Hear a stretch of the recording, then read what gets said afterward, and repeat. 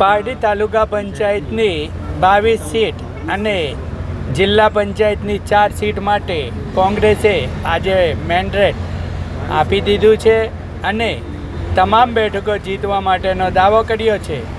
તાલુકા કોંગ્રેસ પ્રમુખ સતીશભાઈ પટેલ, પારડી શહેર કોંગ્રેસ પ્રમુખ કપિલભાઈ પટેલ, કપિલભાઈ હળપતિ અને એમની ટીમ કામકાજમાં લાગી ગઈ છે અને તાલુકા તથા જિલ્લાની તમામ બેઠકો જીતવા માટેનો દાવો કર્યો છે.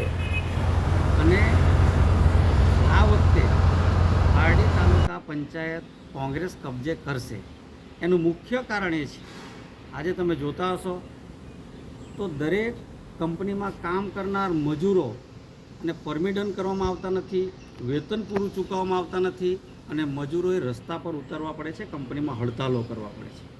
આજે ખેડૂતોની વાત કરીએ તો ખેડૂતે ખાતર લેવાનું હોય તો યુરિયા ખાતર લેવાનું હોય કે ખાતર માટે એક આધાર કાર્ડ લઈને લાઇનમાં ઊભા રહેવા પડે, એ પરિસ્થિતિ ખેડૂતોની છે.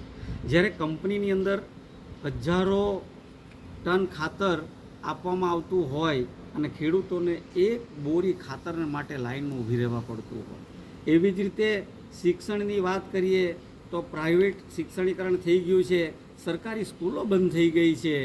આજે દરેક ક્ષેત્રમાં આર્થિક સામાજિક દરેક રીતે તમામ મતદાર અને તમામ જનતા ત્રાહિમામ ભાજપના લીધે થઈ ગઈ છે. એટલે અમને પૂરો વિશ્વાસ છે કે પારડી તાલુકા પંચાયત કોંગ્રેસની બનશે અને બનશે.